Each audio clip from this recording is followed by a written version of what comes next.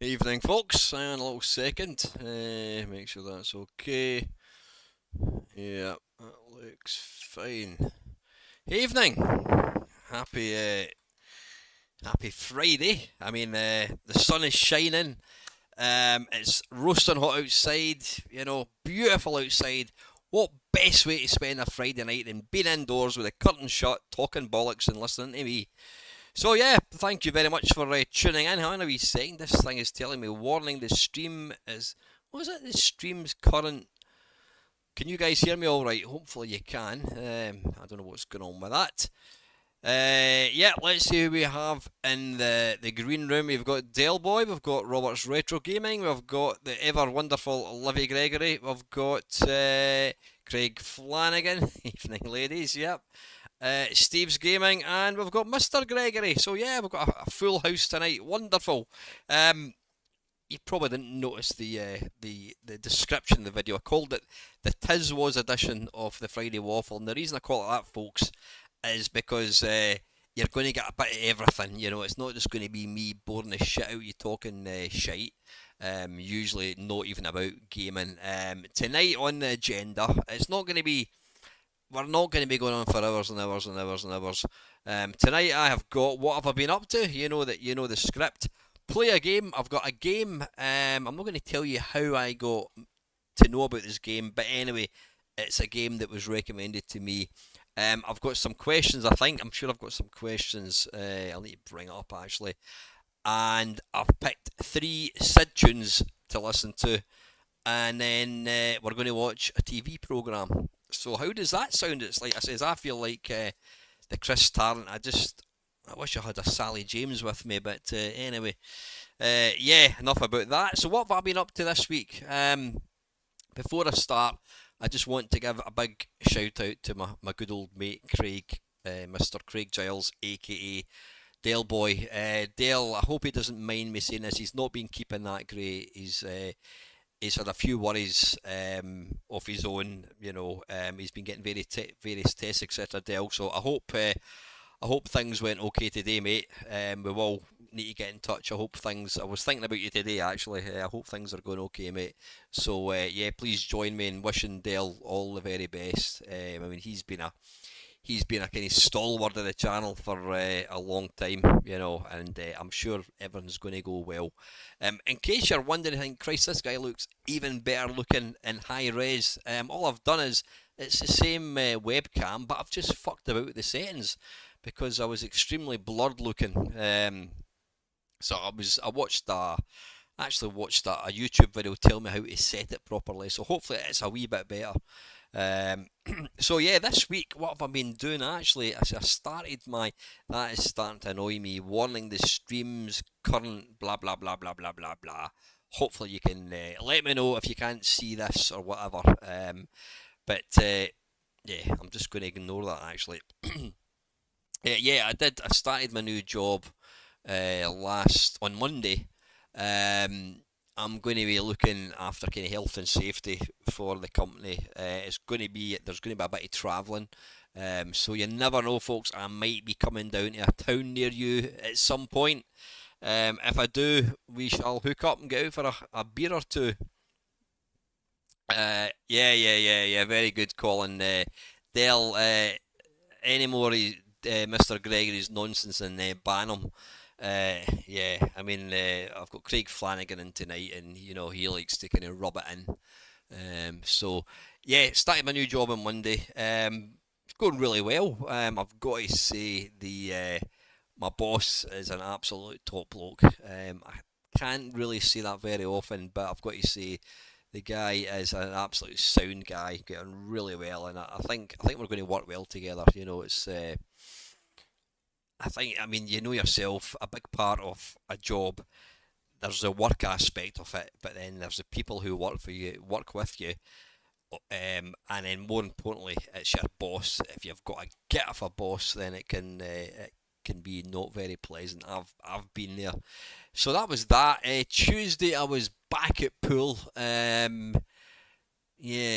yeah. I played a guy, just a young guy, and he pumped me 5-0.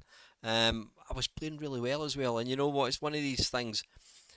I played well and played really well, in fact, but I got beat 5-0. Just it's the way it goes sometimes. So yeah, that was Tuesday. Wednesday, I had an attempt at a nice and nasty. I'll not tell you who it is. I started recording a nice and nasty podcast with someone, and unfortunately, they had a bit of an emergency they had to deal with, so it got kind of cut short. And then on Thursday, we finished it. We finished it, so it was a kind of two-parter.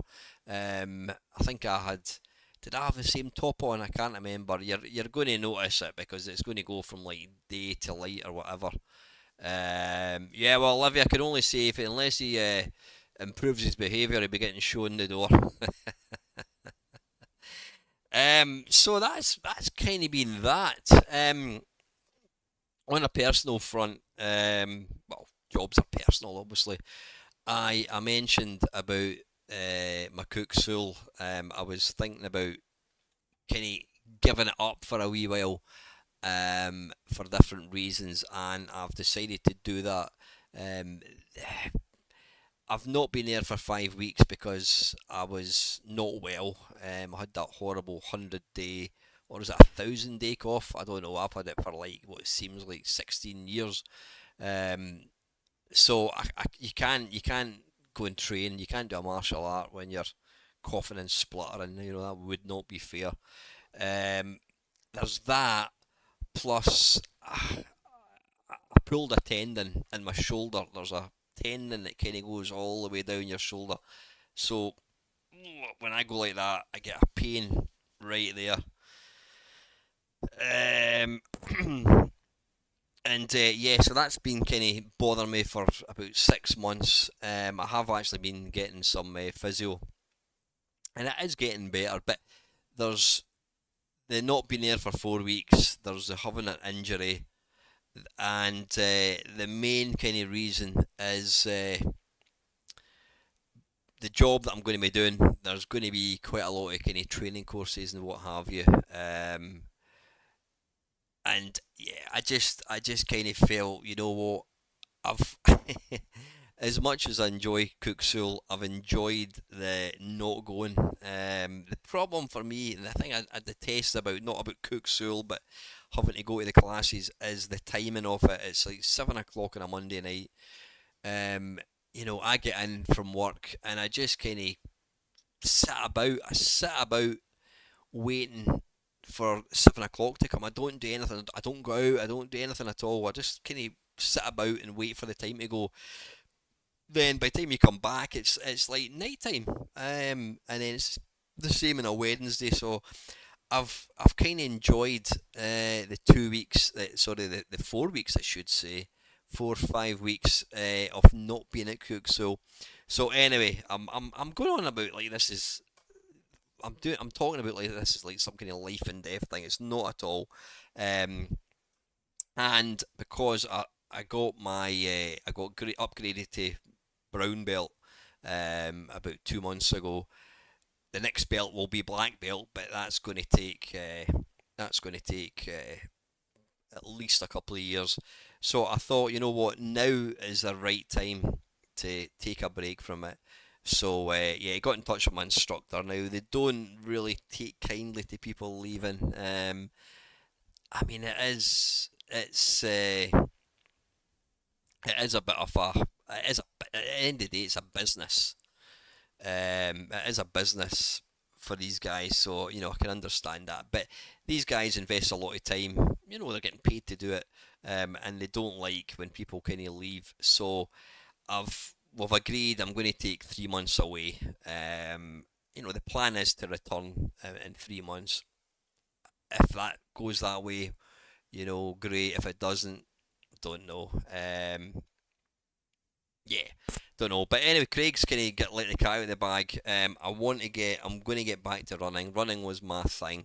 I did a lot of running from 2010 to 2019, I would like to say. And I gave up just because I was kind of struggling. I was struggling in hills and all that kind of stuff, which was weird. Um, So I want to get back to running. I've been out for a few runs in the last couple of weeks. I'm going out on Sunday actually. So yeah, that's the plan. The great thing about running is you lose weight quick. I don't need to lose a lot of weight. I need to lose probably half a stone, I think, something like that. Get back to my fighting weight again. So that's kind of been that. And tonight, yeah, my daughter took me out for a meal, which was lovely. I had Hunter's chicken and chips, yeah, which really goes well with losing weight. And yeah, that's kind of been that. There was something I was gonna talk about. I can't remember what it was. Nah, nah. Right. Anyway, listen. I'm gonna have a quick drink of my tea, and then I'm gonna hang on. Evening Ox. How do you like the beard? It's getting a bit kinda. It's getting a bit bushy. That's what I like it. Proper beard. Proper man beard. Right. The next thing we're going to do is play a game. Now, this was a game that was recommended to me this week. I had a quick shot of it before I kind of went online, and got to say, it really nice. So let's get into the webcam.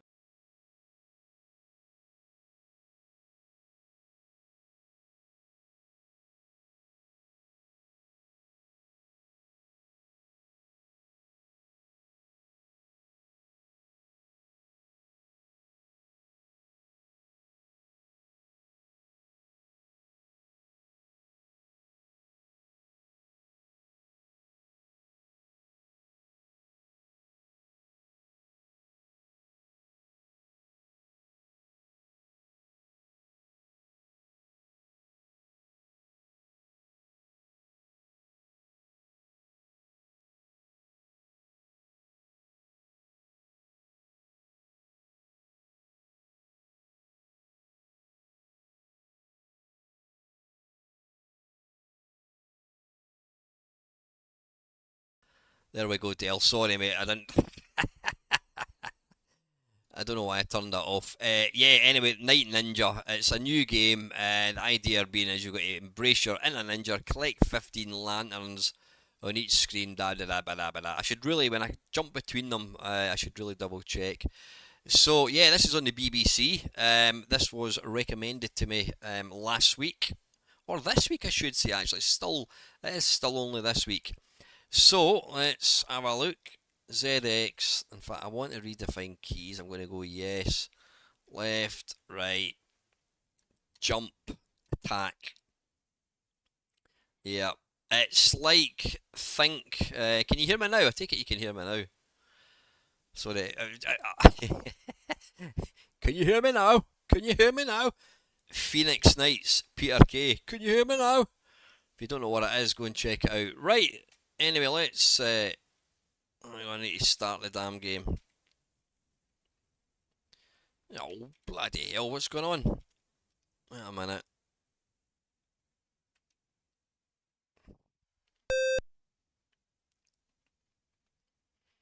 This is a new game, Craig. Yeah, it came out. I don't know when it came out. It's kind of like. Hey, Robert, how are you, mate? It's kind of like. Yes, left, right, jump, attack.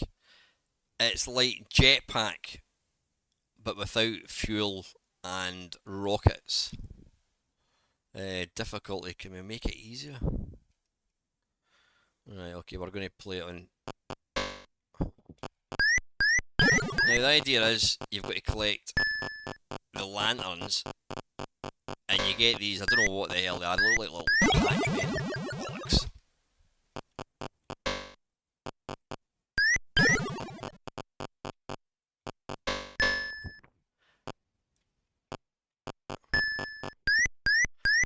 It's just really, really nice. It plays so well.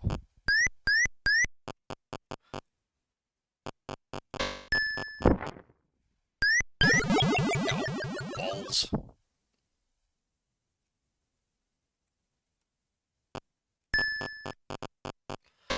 I think it's just a single screen. I don't think there's. Yeah, I don't think it. Whoa, shit.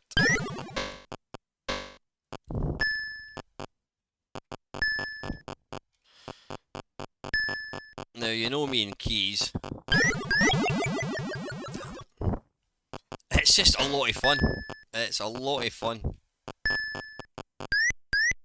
And whilst it is keys only, it's... Yeah, you don't get any points for killing these little... I don't know what they're supposed to be. Arse biscuits. Yeah, it's kind of like a...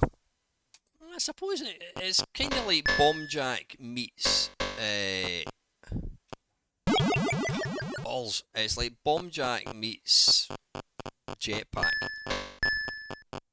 It is so simple, but it's a lot of fun. Right, I've just noticed it. Oh no, I was going to say these wee guys, when they get to a platform above them, they automatically jump, but they don't.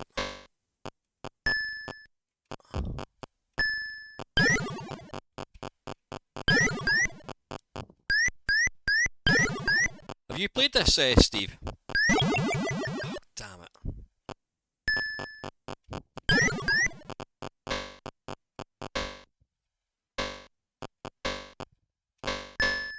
It's got a really nice feel. When you jump, you can sort of like, you can move about. So you jump, you can sort of move about in mid-air. It's really, it is, the way the character moves is excellent.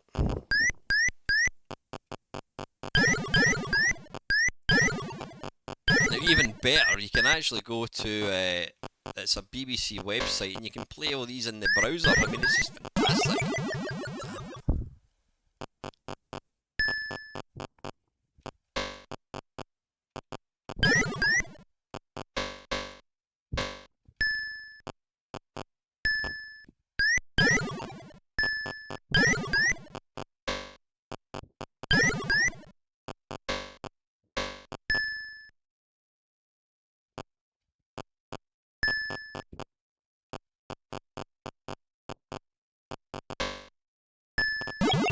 Oh, arse biscuits.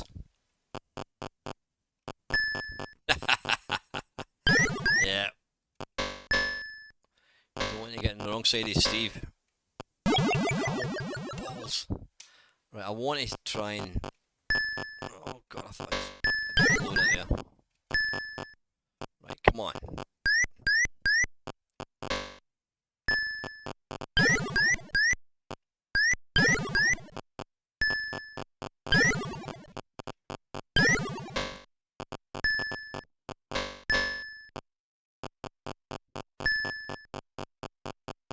Come on, 70 go, hold yourself together.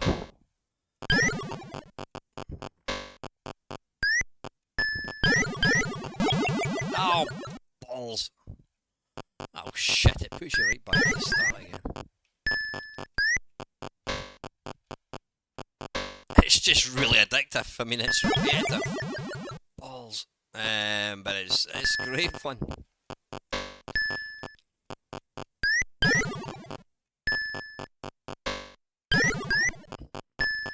Yeah, does anybody know what these little, they look like little black kind of Pac-Man ghosts? Damn it, that was stupid.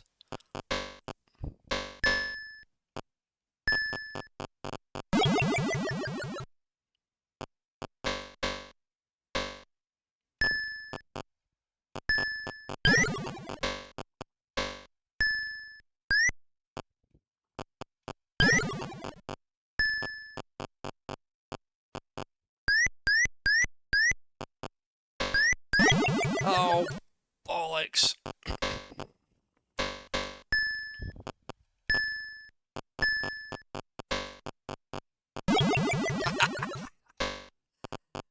I would get, I mean, it's not difficult to play with the keyboard, to be fair. It is only left and right, jump and attack.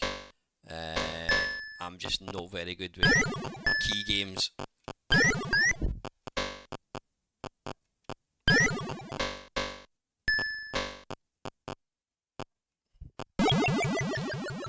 It's because the little bastards jump, you notice that?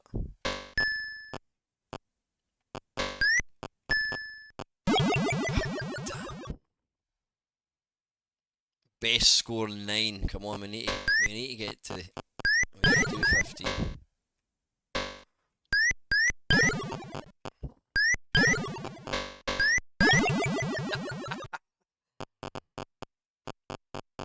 would actually really like to see. I mean, this is fantastic, but I would like to see Arlasoft convert this for the C64 and give it joystick controls. That would be nice.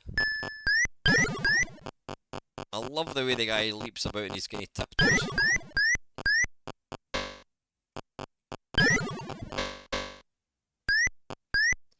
Bollocks.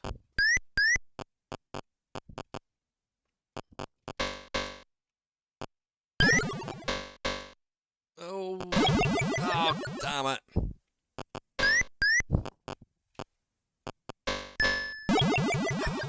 Bollocks. It's not easy. It's not easy.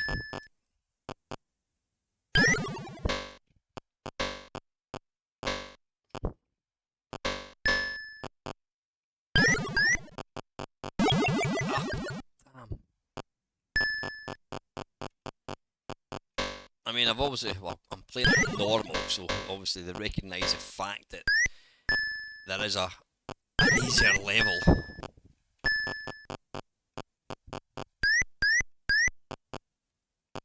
Oh.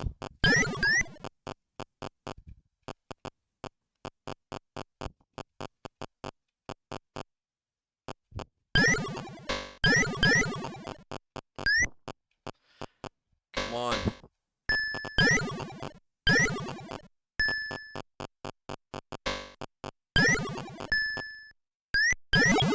Oh, you fucker. Yeah, I mean, you don't get anywhere killing the Pac-Man ghosts. You've got to pick up the lanterns, but they just keep coming. Alex, they always, it's when they fall on top of your head, actually. I actually spent the first 5 minutes playing this, just killing these little Pac-Man things. I couldn't figure out why the score wasn't going up.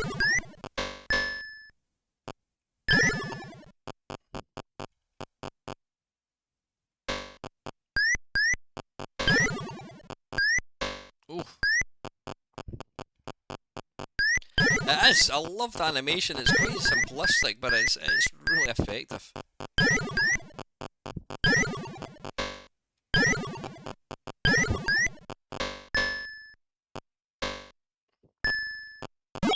Oh, you bastard!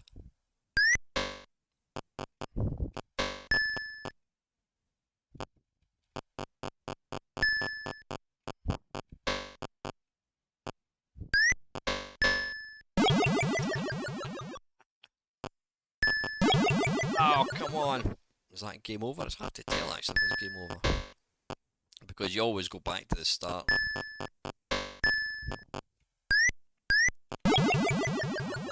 Shit. I think when I die, I think I'm going to attempt to see if I can figure out how to change the level.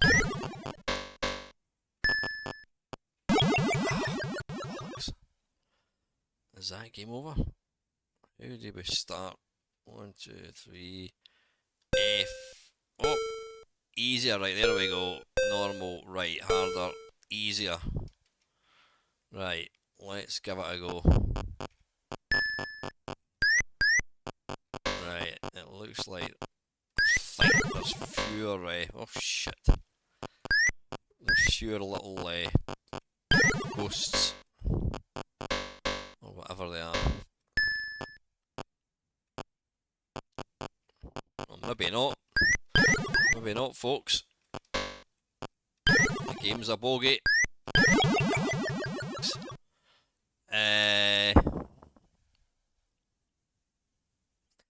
Can you? You can map keys. No, this is BBC calling. Can you map keys to the Mister calling? Can I like map Z and X as left and right? That would be handy. That'd be really handy because then if I do like it does actually look like a Pico 8 game, doesn't it? It would actually lend itself really well. Yeah, it would mean that like Spectrum games that require keys it would mean that I could actually play them.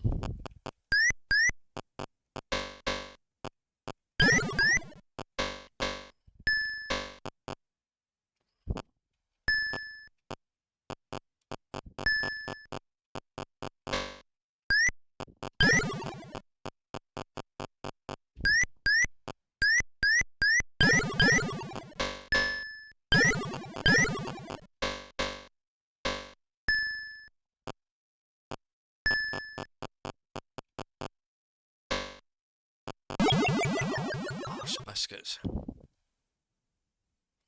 So how do we do it for this thing, Colin? How do you do it? Like, I'm going to try it. So I'll tell you what I'll do. What I'm going to do here is I'm going to, in fact, I'm going to reload it. I'm going to reset it. Reset. And then what I'm going to do is I'm going to redefine keys. So I'll do ZX left and right, and then N and M. Yes. So how do we set the keys in, Colin? Ah, press button key to change. So is that like Z? Press a key to map to on a keyboard. Wait a minute, am I doing this right?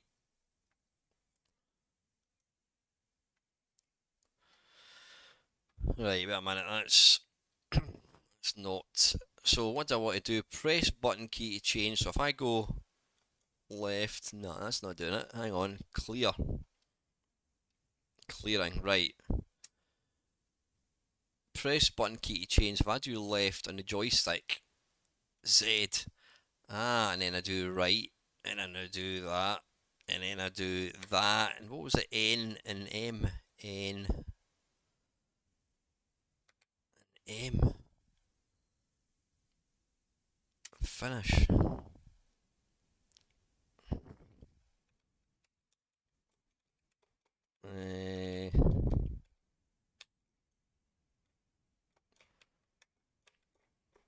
Right, that's doing nothing. Oh, but did I then have to assign the keys?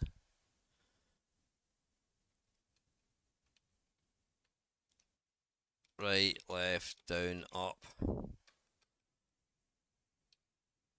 Okay.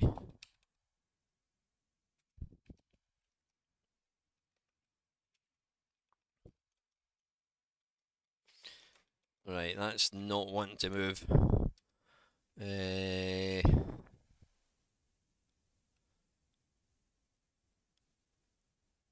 Button key remaps, I've tried that. Button key, supported mapping, button to key, same pad, key to key. Right, so I want to do left, press button to map on the keypad, or the key in the keyboard. So if I do Z, let me just try that. Nah, that doesn't want to. Oh, wait a minute, that's not.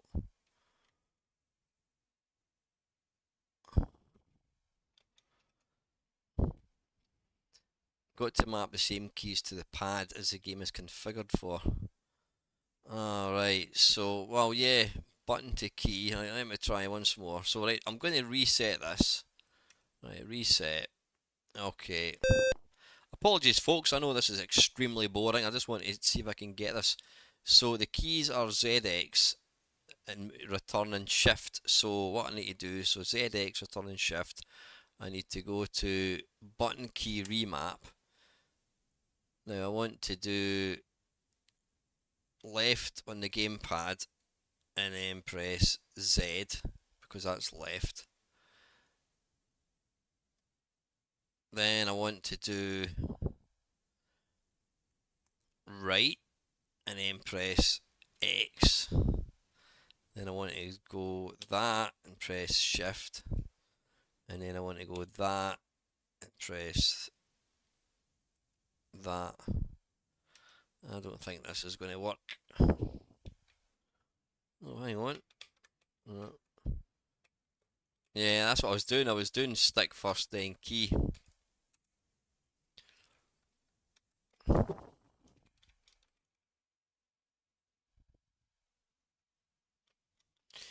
Nah, it's not moving. It's not moving. Right, listen, I'm going to have one more go at this with the keyboard. Oh, so that's weird. Oh, wait a minute, I've not actually started. Oh, hang on, I've not started the damn game.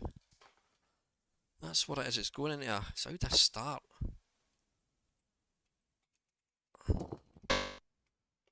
Ah, right, there we go. Excellent, right, wait a minute.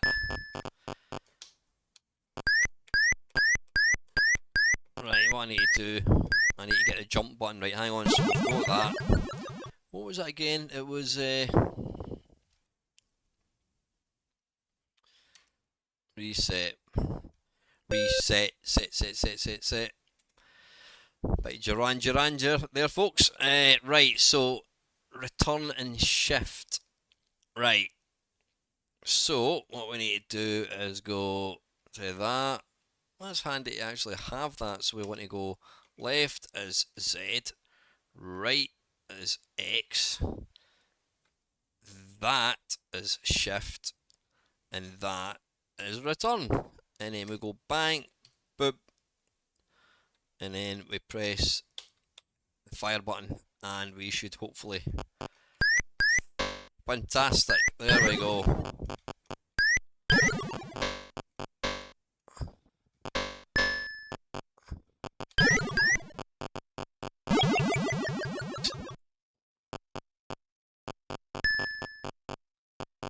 Yeah, you've got to know what. I wasn't actually start. What you've got to do is you have to. You've got to start. You press the joystick movement and then the key you want to set it to. But what I wasn't doing was I wasn't actually starting the game. I don't know if it's going to actually be any easier, but we'll give it a go.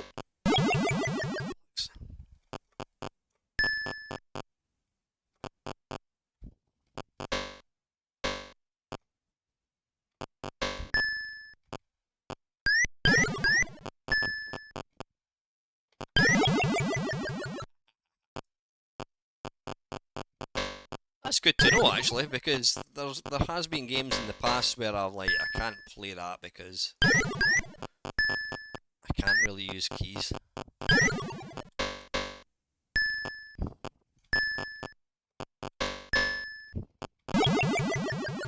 It's absolutely it takes no prisoners, folks.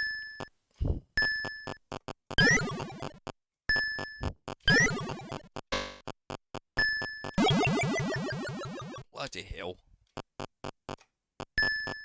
Right, less haste I think.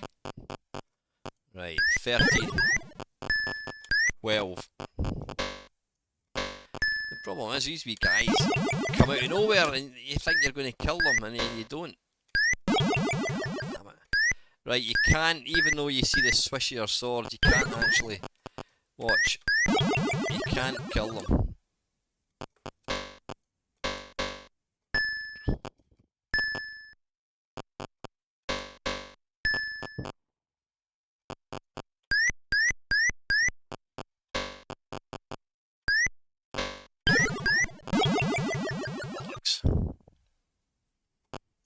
You guys absolutely, you guys have to play this. Show me how to play it. I mean, it's so simple, but it's bloody addictive. It's addictive and frustrating in equal measures, and that is a mark of a good game.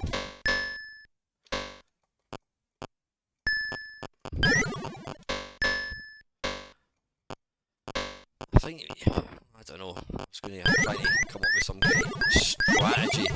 Damn it. I suppose if you stay up high, then in theory nothing can really get to you, but you've obviously... Oh!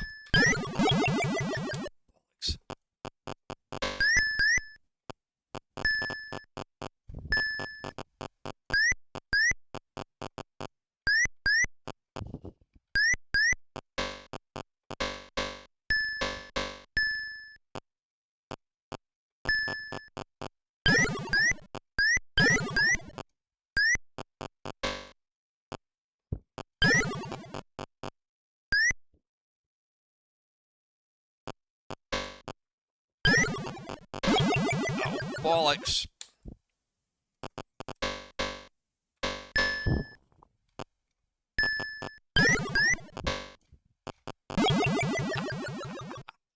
Right, I'm going to try and. How did I change the. Just started the bloody game again. Right, we'll give it one more go, folks, I think.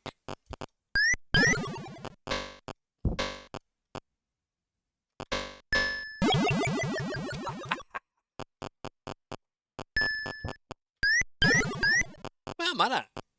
I've just noticed you don't get lives, you only get one. Yeah, you only get one life. Yeah, I'm starting all these games.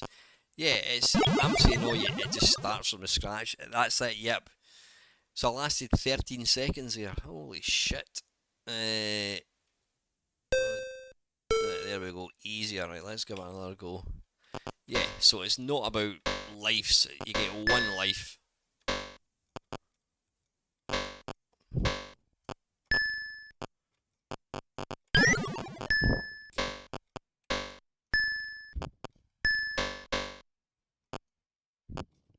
Ow! You bloody fool.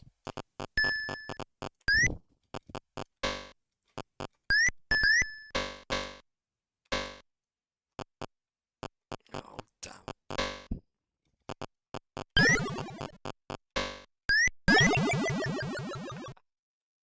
15 seconds.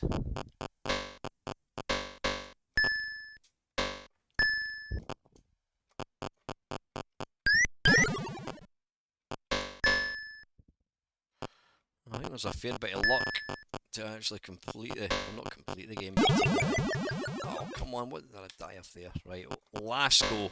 Last go. Last go.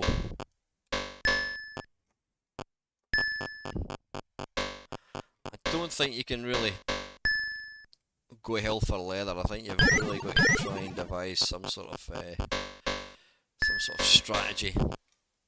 Easier said than done. Why did I jump down there?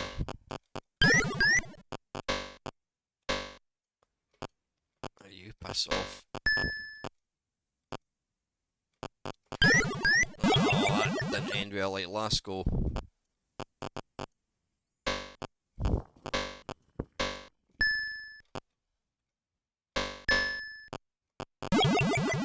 Last go.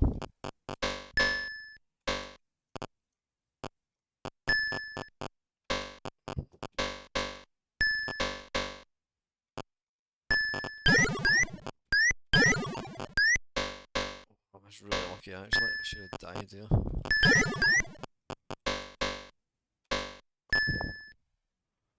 Come on.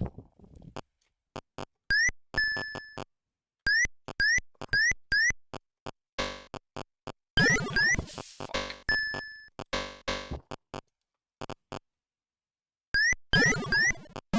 Oh, come on. Last go. God damn it. You'll notice it's got that thing where it instantly lets you start another game. So you don't have to wait about. If you had to wait about for like 10 seconds, then you probably would say, right, that's, I've had enough.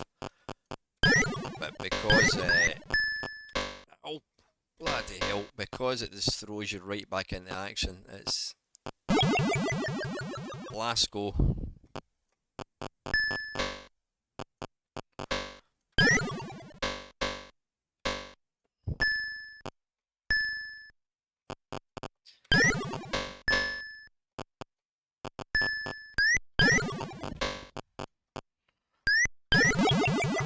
Last go.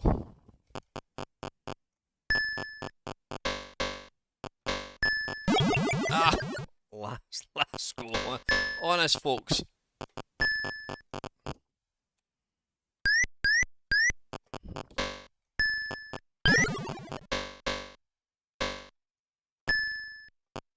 Bear in mind, this is on easy. Easy? You having a laugh?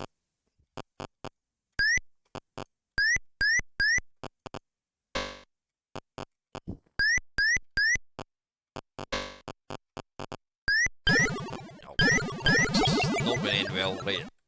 My last go.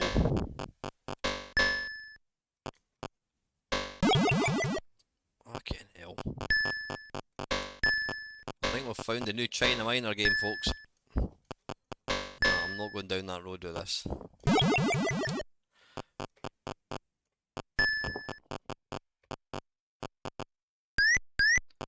I can guarantee there'll be people shouting at the screen, thinking this guy is completely shit at games. I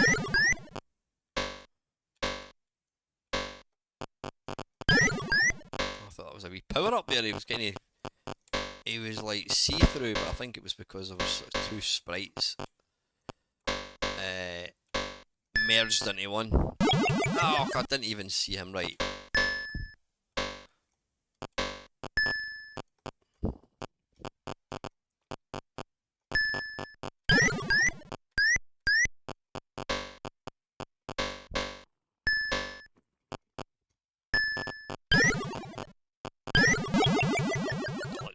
Last go.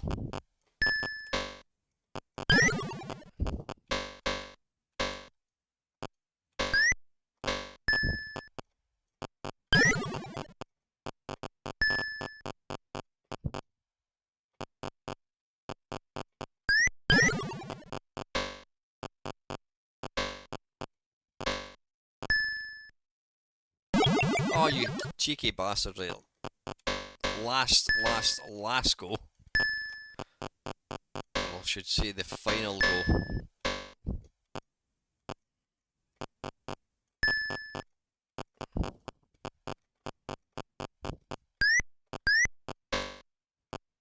This is not going to end well. Right, I'm going to not have another go.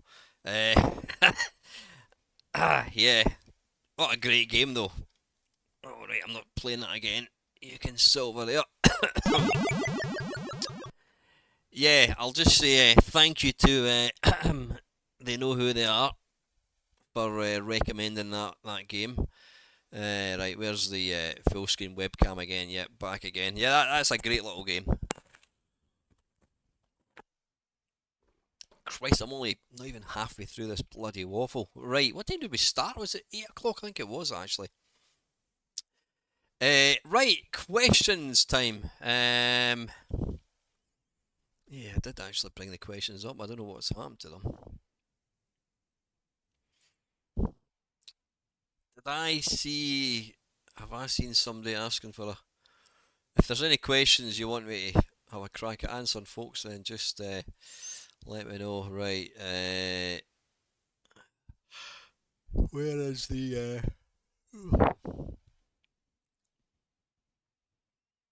Friday Waffle? No, we don't want to watch Main Meister's live Friday Waffle.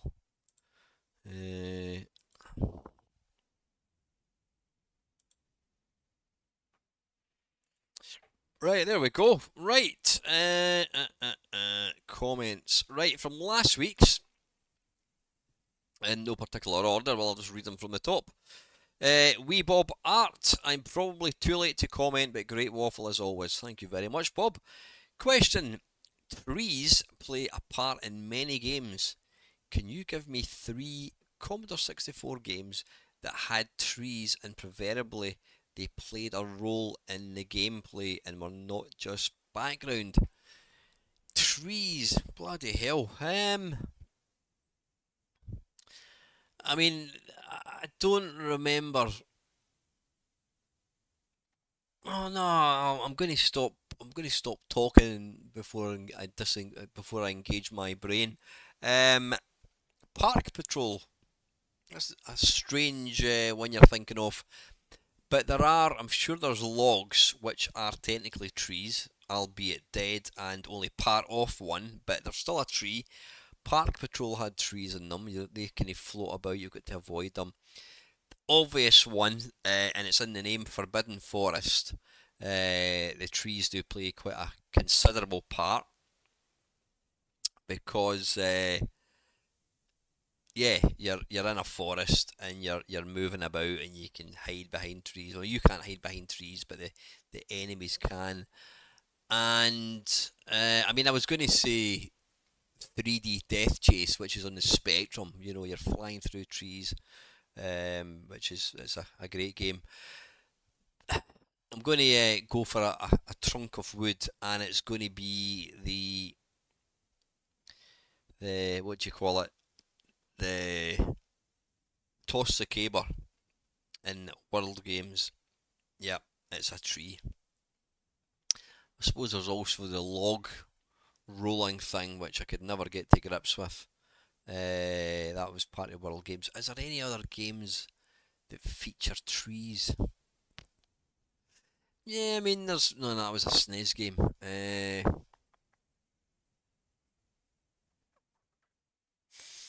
No, I've answered three. That'll do. That's an interesting question, Bob. Thanks for that, mate. Right, Steve's Gaming 7475. Good waffle, mate. Two ridiculous questions for next time. Question 1, traditional bread bin Commodore 64 or the redesigned Commodore 64C? Which do you prefer and why? I'm gonna go. Yeah. It depends, Steve. It really depends. If it's purely for nostalgia's sake, then I would go for the bread bin because it's the original. It's the one that I had back in the day. It looks more like a Commodore 64. When I see that, if you think of a Commodore 64, you immediately think of the bread bin. You don't think of the 64C, which I've got down there. It looks more like a kind of mini Amiga. It looks kind of too generic. So I would say, yeah, I would say from a nostalgia point of view, I'm going to go for the Commodore 64 bread bin. But if I could only own one and it was to actually use, I would go for the Commodore 64C because I've had it in good faith from my mate Panther that the 64C is actually more reliable. I think it's not got the same. Is it some of the SID chips, the filters, whatever, were tweaked, whatever? But yeah, I would go for the C64C as one I would want to use to play. But if it was purely to put on my wall or on a shelf, I would go for the 64 bread bin. Part 2. What's your favourite non-Star Wars sci-fi film from the 70s and why did you pick that one? Take care, mate. Um, Christ. Evening, Alex. How are you, mate? Bloody hell. I never really watched many. If this was Del Boy or whatever, you'd be here all day talking about it. But I never really. I don't know what I did with my time. I didn't really seem to watch many films. Non-Star Wars. I mean, you've just taken away science fiction from the 70s. Christ almighty. I mean, E.T., that wasn't even a bloody. That didn't come out in the 70s. Were there any science fiction films? God, this is terrible. I'm trying to bloody think. Right, I'm gonna cheat. I'm gonna cheat here. I'm actually going to put in 1970s sci-fi films, and it helps if I don't type in the Mr. Keyboard. 1970s sci-fi films. Right. 1979? Why did that say 19? Ah, right, because I put 19. I typed in 9. Right, there we go. 1970s sci-fi films.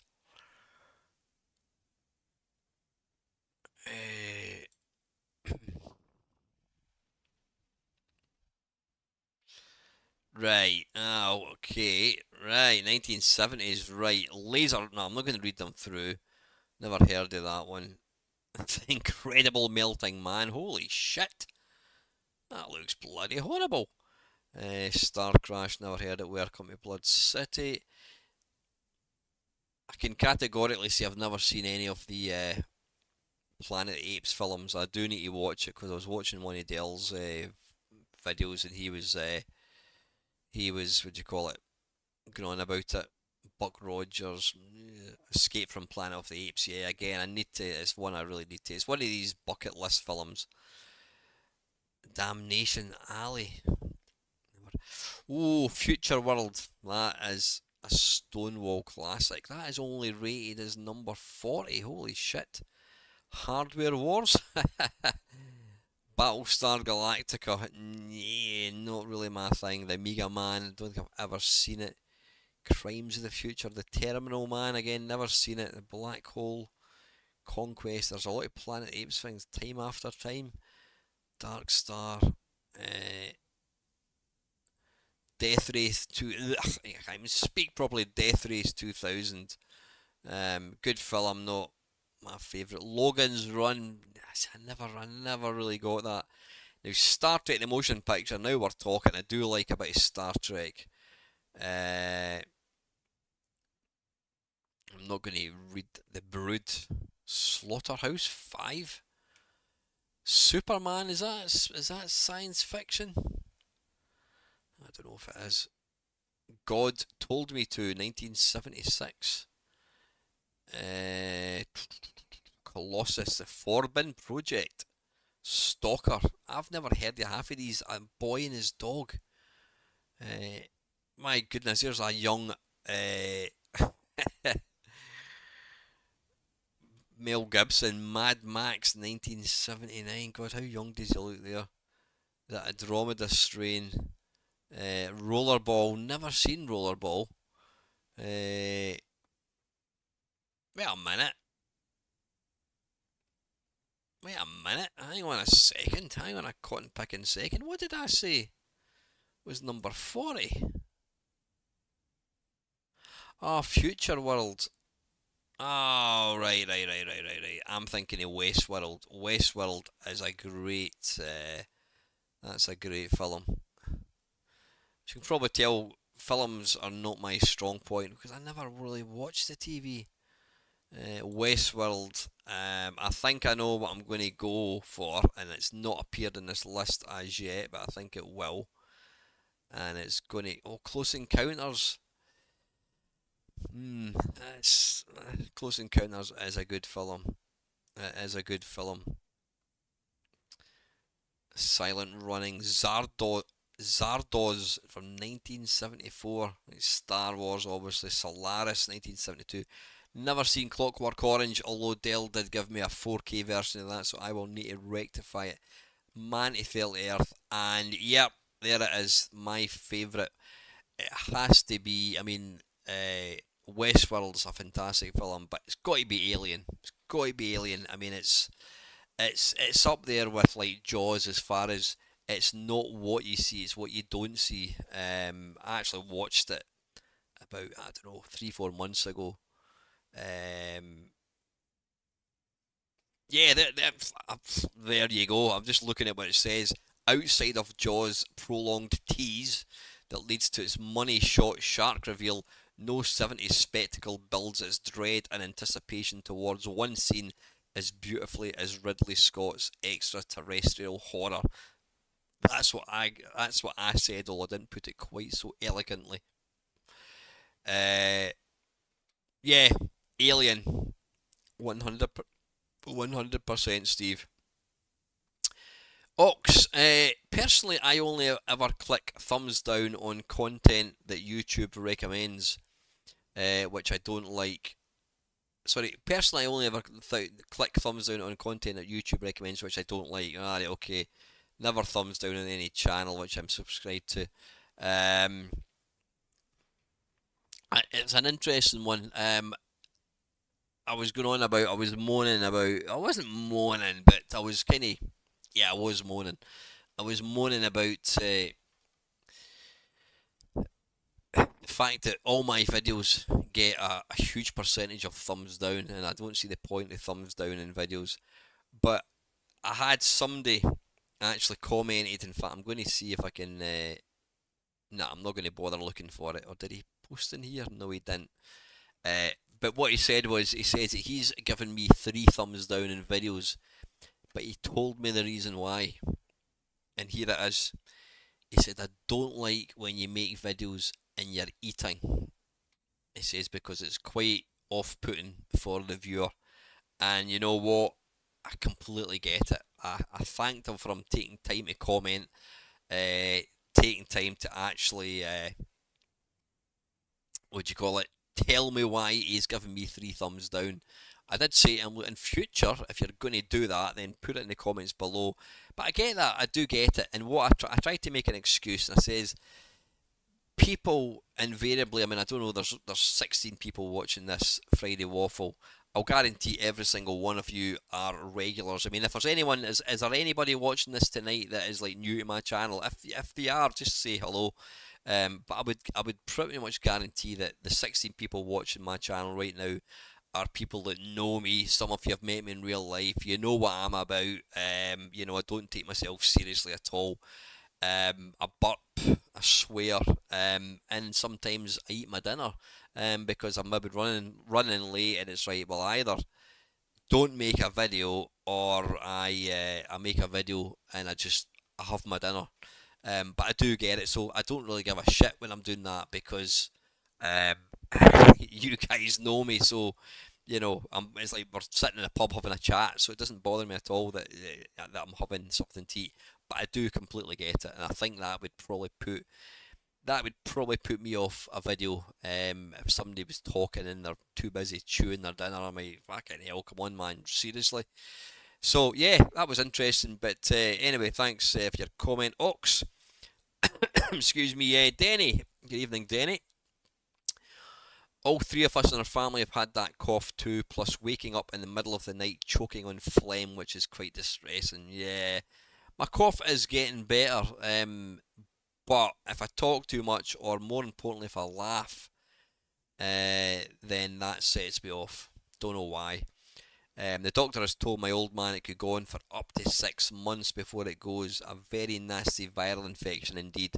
I use fresh lemon and honey or fresh lime water to ease my throat, which helps. Thing is, my throat is absolutely fine, Danny. It's just an annoying cough, but I hope you and the family get better really soon. And finally, I don't know if there's a question in here. Oh, there is actually. Mr. Colin Jones, that cough needs to fuck off. Oh, dearie me. Dell, show Colin the exit. Regarding Cook Soul, it's 100% your choice, and of course you have to be in the mindset for it. It's no good forcing it. Good to hear the run went well. Yeah, it was only 5k, Colin, but good fun. YouTube is a big force and has very little human interaction with small channels.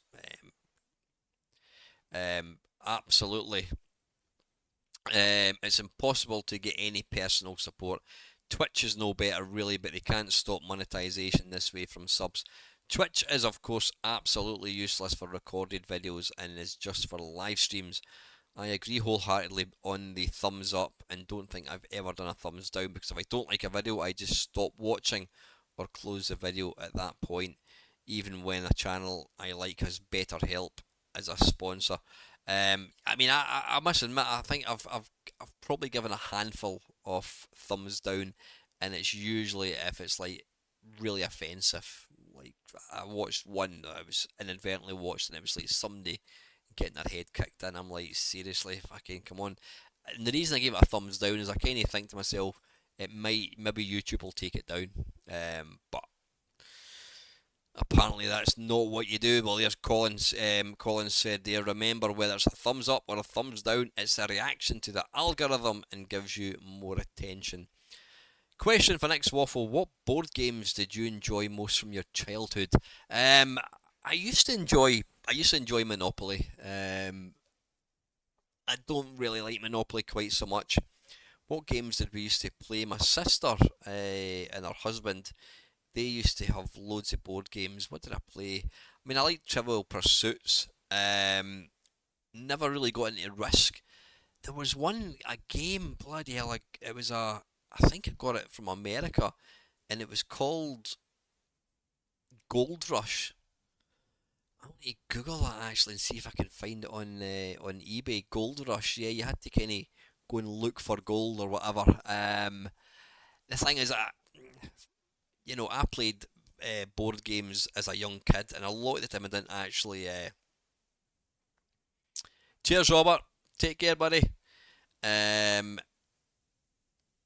yeah, what was I going to say? Gold Rush. I didn't really understand the rules of a lot of these games. What else? I mean, I like Pictionary. I love Pictionary. there was one.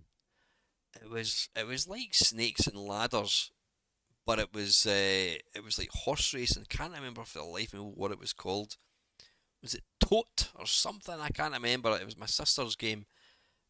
Board games wasn't a big what do you call it? Christ, it's fucking roasting in here. I wasn't a big Cluedo. Excuse me, I wasn't a big Cluedo fan. I do like Scrabble. Is that a board game? Yeah, it is a board game. Yeah, 'cause you've got board chess. Love chess. Problem is, no bugger can play it anymore. Do like a good game of chess. There was one other game which I used to love as a kid called Haunted House. You had to try and get around. I don't know if that's what it was called, Colin, but the reason I liked it was you rolled a dice and your horse was like running.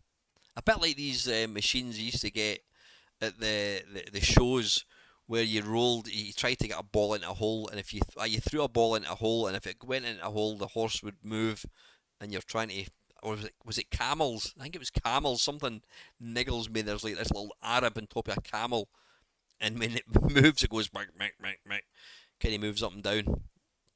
Um, I'm saying it was called Tote. It was something like that. What else was I talking about? Yeah, Haunted House. You had to try and get around the board, and depending on what square you landed on, you would have to pick up a card.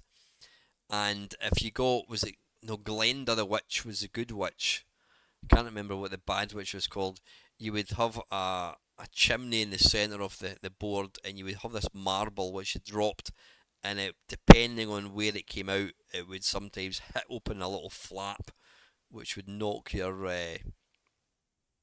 little character down, and I think you had to go back to the start. Quite liked. I wasn't really a fan of snakes and ladders. Quite liked Ludo. But yeah, hopefully that's enough. Right, we're on to we've got two parts to go. What I'm now going to do is I'm going to enjoy my tea, and we're just going to listen to three Sid tunes that I've picked. They're classic Sid tunes. They're not like new or anything like that. Let me just move that over there. You can move over there and behave yourself. Yep. Now hopefully this is going to work. So the first one, if this plays properly, it's by the wonderful Ben Dalglish, and it was for a demo, and in fact it also came out for a game that had the same name, and it's called Trap. Now all these Sid tunes you're going to listen to, these have been turned into stereo by my friend Panther UK, so hopefully we can get this going. Just bear with me. And Sid, I'm going to mute the microphone so I don't disturb you. Let me know if the volume's okay.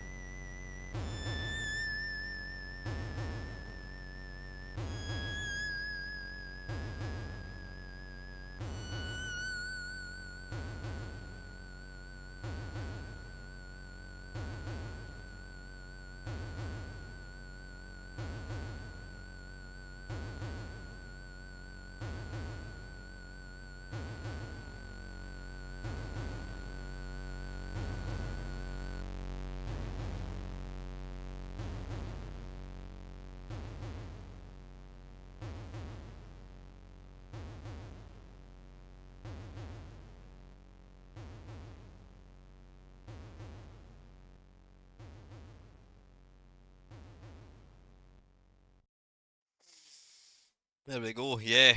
Sorry, I didn't realise it was quite as long as that.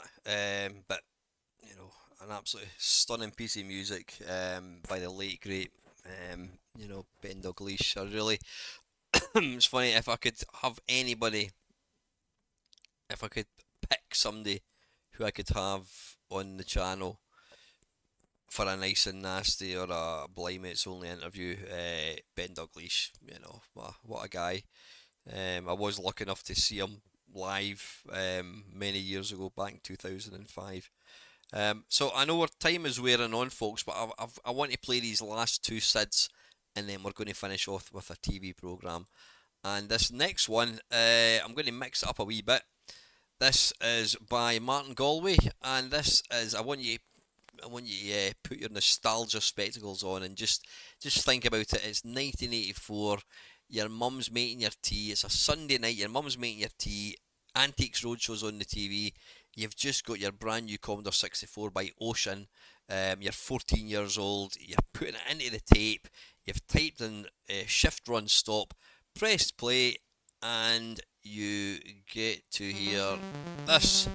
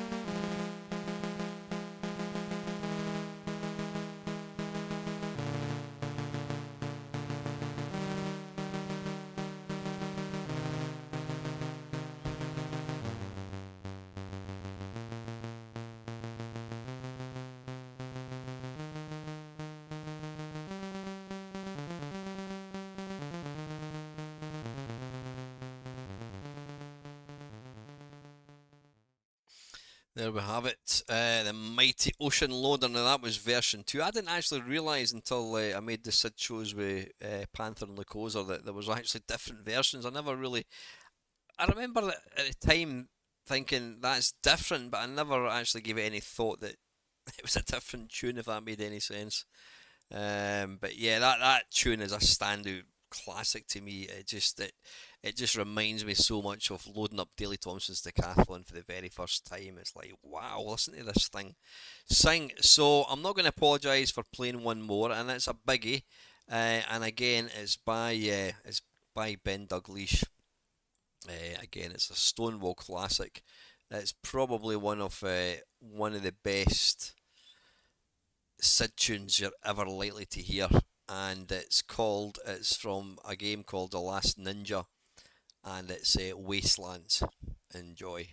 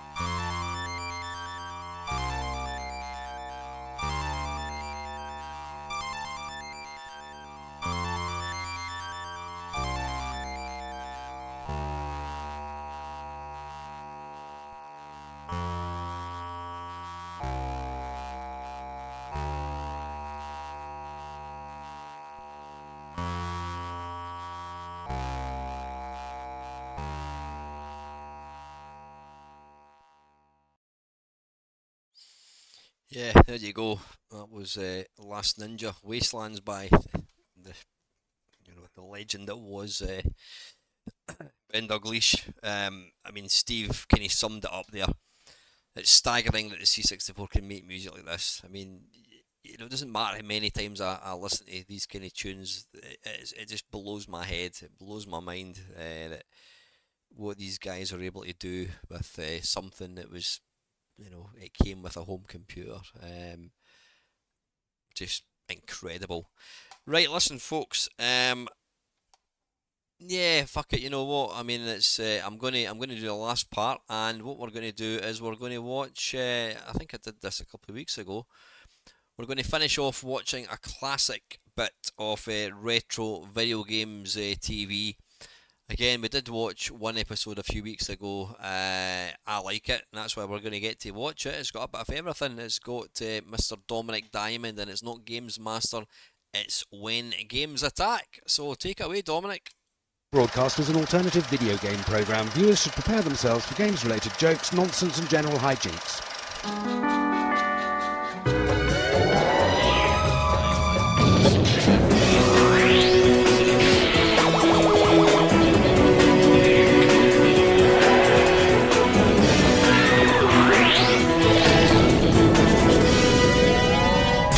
From the alternative world of video games today, an encounter with the Borg in Las Vegas. Can Beyond Good and Evil take it back? Broadcast is an alternative video game program. Viewers should prepare themselves for games-related jokes, nonsense, and general hijinks. Let me know how the volume is.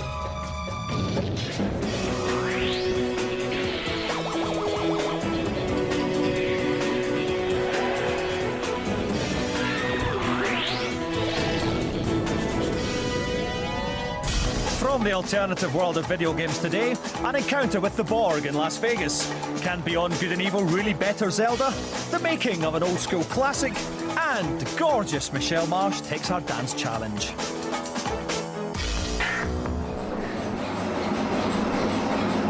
Hello viewers. I do love working out. When you get to my age, you see, it's very important to treat your body like a temple. Otherwise, how else are people supposed to worship in it? Got another one of your letters here. This is from Delroy Donaldson from Bristol. Dear When Games Attack, I think that old games are best. Everybody else in the world thinks I'm an idiot. Who's right? Well, I'm afraid the rest of the world is right in this case, Delroy. 2 words: hungry Horace. What you've done, unfortunately, is fall into one of those traps of trying to be a little bit too cool. Please stop now before you start liking bands like Gay Dad and Mudhoney. These days, Hollywood are planning big screen versions of everything from Grand Theft Auto to Half-Life, so we thought it wise to strike a cautionary note with our top 5 list of video games that should never, ever be made into movies.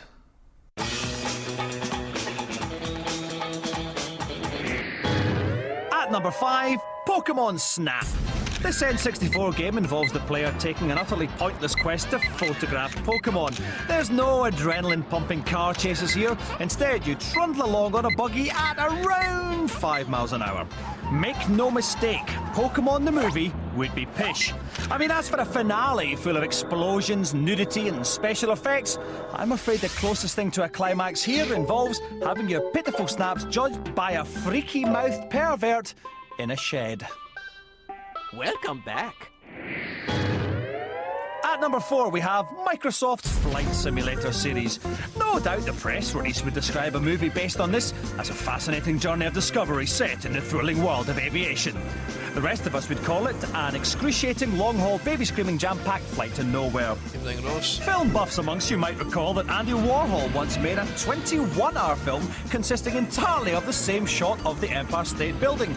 So maybe there's hope yet for Flight Simulator, the movie. Jerry Bruckheimer is probably pitching it right now. Join us later for numbers 3 and 2. Get in! Ah! Oh.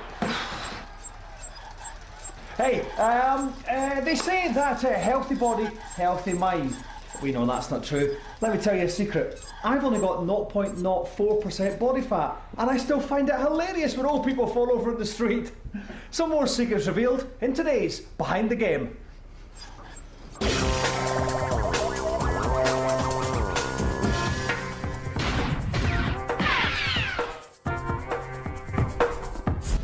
...1987 was a great year for heroes. RoboCop was kicking cinematic ass, while Capcom came up with a game that featured more men than a Frisco bathhouse, Mega Man. I am Inafune from Capcom. I've been working on the Mega Man series since I joined Capcom. As a game creator, it's given me so much confidence, and I learned a lot from it. Mega Man is the most important title in my career, and the first Mega Man means even more to me.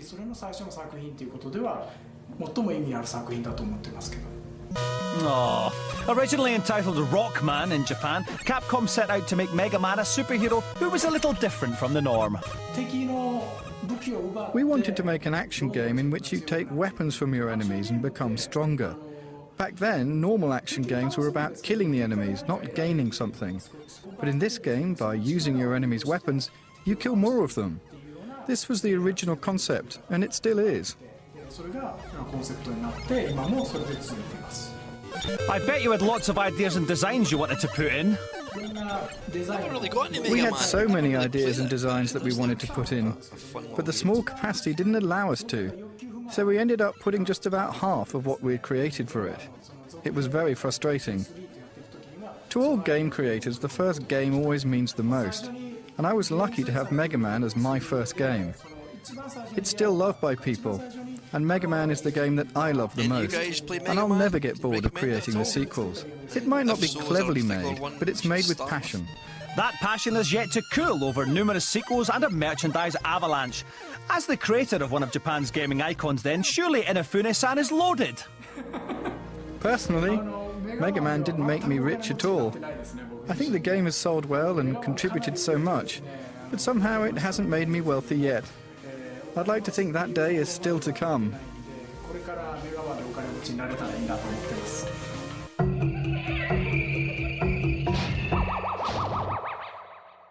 We trawl through tabloids and men's lifestyle mags in search of the hottest ladies to stage our very own Top Totty dance-off. Marsh, Pinder, Pearson, Hicks and Downs. Held over the series, 5 gorgeous girls battle it out to see who has the moves to match their curves. Our look at the table shows little Kaylee Pearson ahead by a country mile with nearly 2 million points. Behind her, Katie Downs is ranked at 303,000 and change, and Joe Hicks a bit less. I do apologise in advance for anyone that gets offended with this section, but well, as you can see it from the was the shirt, 90s. it means it's time for me to get my freak on with another lovely lady who's got an economical attitude to her clothing, shall we say. It's pastry stalwart Michelle Marsh. Welcome to the show. Thank you. How are you? Oh, I get the handshake, just the handshake. It's a start, you know. You got a boyfriend? I have, yes. What's he like in 3 words? Scottish, bald, and sexy. Oh, that's like I've got 3 cherries in a fruit machine there. Fantastic. No, that's only about 10 pence. I really want 3 crowns or something. Oh, that's all right.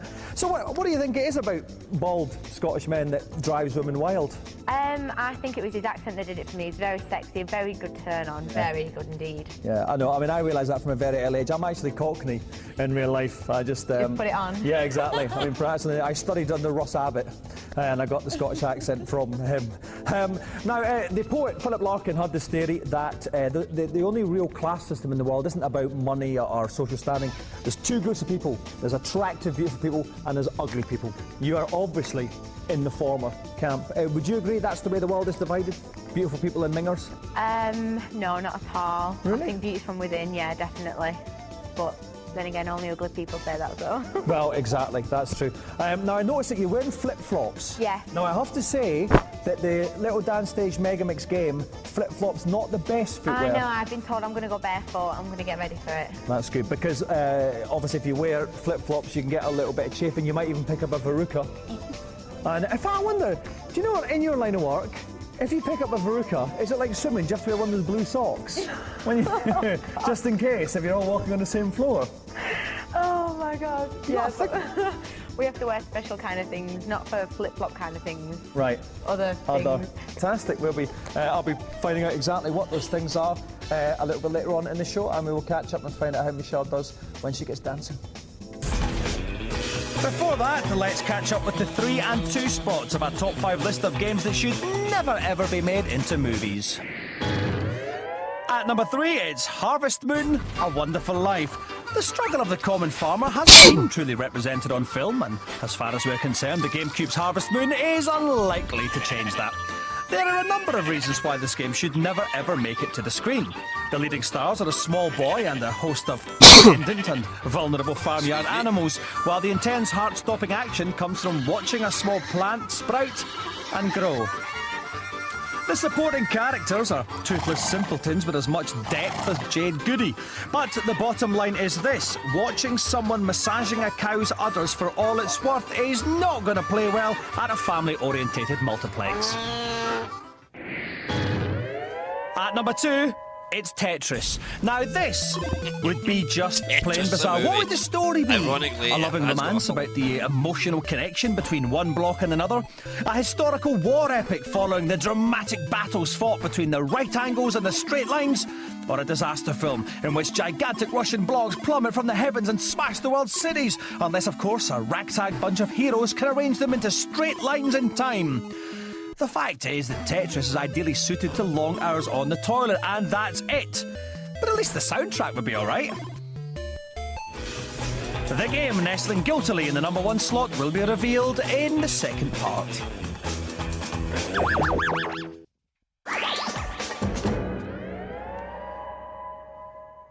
Coming up in the alternative video game show, I slip into something comfortable to meet the Borg, Zelda goes head-to-head with Beyond Good and Evil, and the number 1 game that should never be made into a movie. But first, it's over to Steve Morgan for our celebrity challenge as Michelle Mars tries to avoid putting out her own eyes. Yes, thank you, Dominic. And it is Michelle now who adopts a barefooted approach to the dance challenge. And she should be very careful, actually, because I was on there earlier, barefooted, and she may pick up a verruca, as well as a couple of other nasty things as well. But she needs to put together a few combos and not just stand there with her hands together. She actually needs to dance. After all, this segment of the show is called the Dance Challenge and not the Stand There and Look Stupid Challenge, although I've got a feeling that may be what we may have to recall it after this.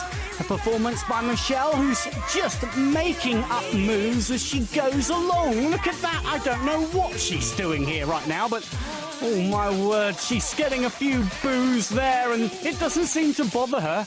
Oh, it's just gone dark. But she needs to see the light if she's going to salvage anything out of this whatsoever. Michelle, start dancing. Too late. Oh my God! I thought at one stage I was going to have to come in and rescue you there. You were floundering us slightly there, Michelle. It was all going a bit... Well, I'm a free spirit, you see. I like to do my own thing. I don't like being told what to do, so that's my explanation. Yeah, I liked the one stage you were with it, weren't you? There was a lot of movement. It was nothing to do with the game, but I know. it was just having fun. It was almost like some art installation. I know. I think I was just drunk again. Nice excuse. I mean, how did you find it? It's quite a tricky wee thing. It's really hard to do. It's really hard. Yeah. Is there anything at all, any challenge you've had that compares to that in your life? Anything that's as difficult as that? No, not really. No. That's flabbergasted me completely. Well, the score you got was 292,385. No way. Yeah, see, that sounds pretty good, doesn't it? Until you look at our league table, you see. And the good news is you're not bottom. Oh, who's bottom? See? No, she's on the bottom, where I like her to be. And in fact, then you're just behind Katie Downs. Okay. Katie's in fact just on top of you. Okay. Again, just better and better. But you're somewhere off the lead. Okay. Kaylee, 1.9 million. Compared to your, 292,000, that's quite a... No. Well, let her have this one. Yeah, it gives you something to aim I'll let her for, win, you know. doesn't it? You're a very giving person. Yeah, I know. Come here. Come here. God.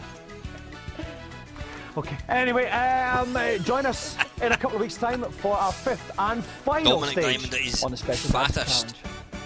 One says black, the other says white. One says left, the other says right.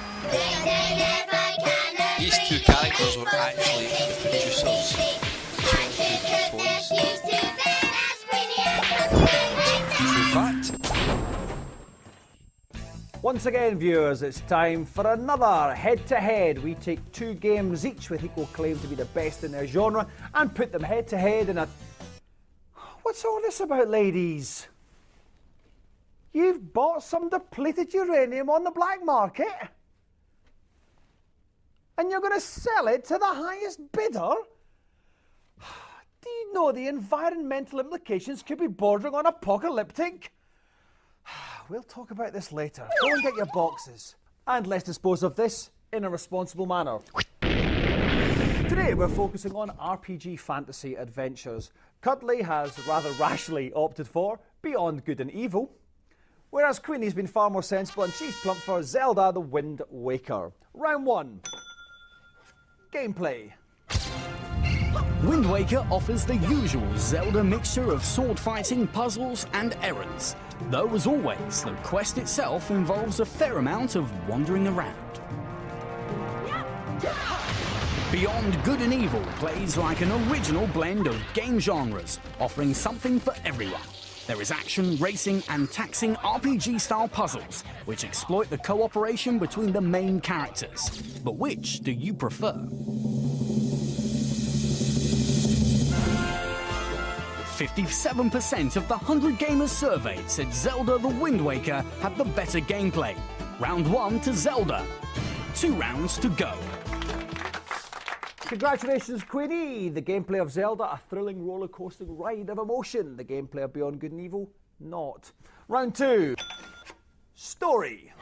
Zelda the Wind Waker resurrects the well-trod story of a courageous young boy who's destined to become a hero and save a helpless princess. It's a classic tale that holds few surprises. Beyond Good and Evil's story sounds like it's taken from a Terry Pratchett novel, with an absurdity that has won favour with fans. Flying fish, a talking pig, and an Italian hologram all feature in a story about intergalactic war and TV news reporting. But which approach do you like the best? 71% of you said Beyond Good and Evil had the better story, meaning it pulls even in round 2. One more round to go. Congratulations to Cuddly then, who's drawn it level by winning the story round. Hey, you know how you did that, don't you? Because people out there are mental. Round 3. Graphics. Placing Link in a cel-shaded world was initially controversial, but The Wind Waker proved to be a visually stunning game. The cartoon land, designed with rich colours and textures, is arguably more awe-inspiring than environments built with normal polygons. With Beyond Good and Evil, the artists have shown real visual flair. As well as building solid character animation and dazzling lighting effects, they've ditched FMV and rendered each cutscene with their standard gameplay graphics. But which game looks the best for you?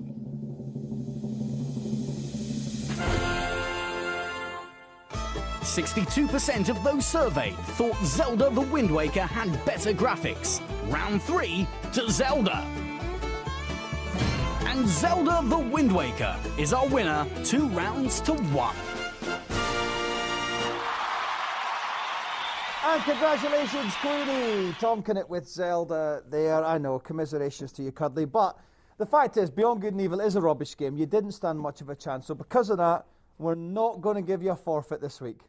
No, we're not. All I'm going to say is, just go and have a little check on the levels of that uranium there. No, your biohazard suit had to be dry cleaned. Yeah, no, it did. Seriously, it's fine. On you go. You don't need it. You're okay. Just looking at it. There you go. Just go. Just have a little look. Have a little look. Okay. Join us next time for another head-to-head. Time now for our number 1 game that should never ever be made into a movie. First, a recap. At number 5, Pokemon Pish. At number 4, the ever so slightly dull Microsoft Flight Simulator the movie. Number 3, Animal Farm Antics. No, not that one. In Harvest Moon, A Wonderful Life. At number 2, the cinematic spectacle of falling blocks in Tetris. But the number 1 example of a game that should never be made into a movie... Enter The Matrix. It's hard to imagine how appalling a movie based on Enter the Matrix would be. Picture endless fight scenes, each one gorging on naff slow motion. Imagine characters called Ghost, Naomi and Morpheus, who are sad enough to wear sunglasses whatever the weather. And imagine, gentle viewers, if you will, actors so wooden that you're expecting a small army of Central European lumberjacks to emerge over the horizon and cut them down for timber. Damn it, Naomi, what are you doing? Actually, I have to confess, unlike the production team, I like the sequels, but I'll say anything for a gag. America is still a country of dreams.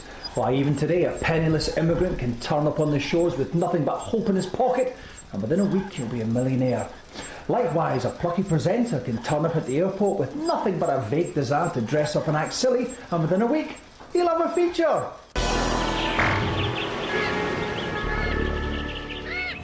It's a little known fact that the whole of American space exploration is funded entirely from the proceeds of slot machines. This is why it seems right that Vegas should be host to the Star Trek experience, including the brand new 4D Borg Invasion attraction. The only problem is just now, I'm a little bit underdressed for it.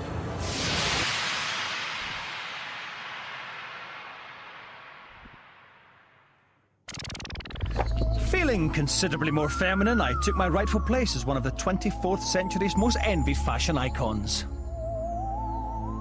Check that ass out. I'm Lieutenant Stevens, and I'd like to extend an official thank you for joining us here at Copernicus. You have all been selected to take part in Project Resistance. And, Doctor? Please respond. What is it? I'm preparing the test subjects. We're picking up an unidentified vessel approaching the station at high warp. I've been warning Starfleet for ages that the Borg were getting ready to attack, and in 4D too. Did they listen? Did they hell? Oh no. The Borg. See? That's exactly what I was telling them was going to happen!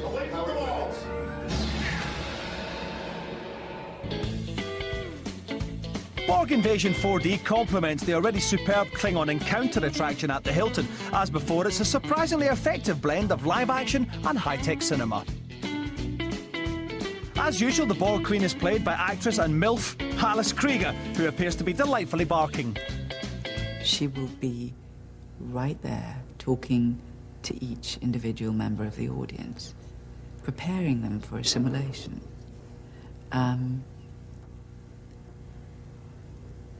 I hope that it will be an unnerving experience. You're scaring me.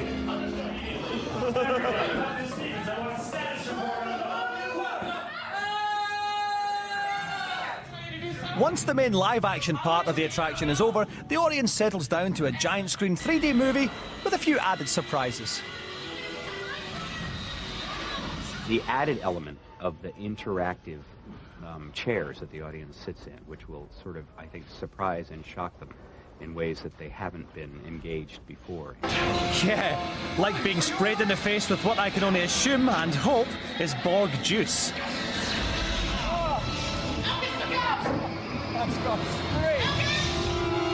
It helps if you imagine this next bit in 3D. I really fancy it.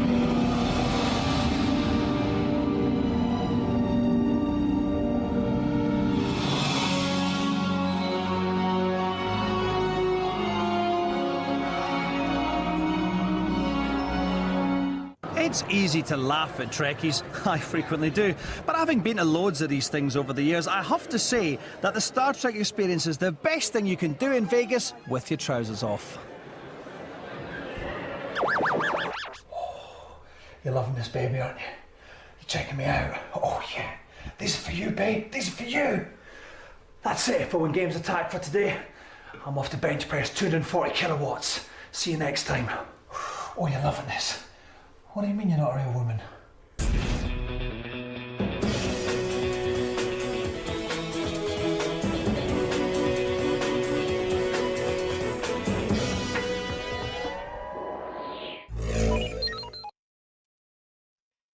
And there you have it, folks. Listen, that is quite enough. That's, yeah, 2 hours of waffling. Well, watching as well. So listen guys, I'm going to get off for a cup of tea and then get to my bed. So listen, thank you very much for joining me tonight. I hope you enjoyed it. Yeah, have an excellent weekend. I will be back on Sunday night, 7 o'clock till 9 for more pish. And as always folks, thank you very much for watching.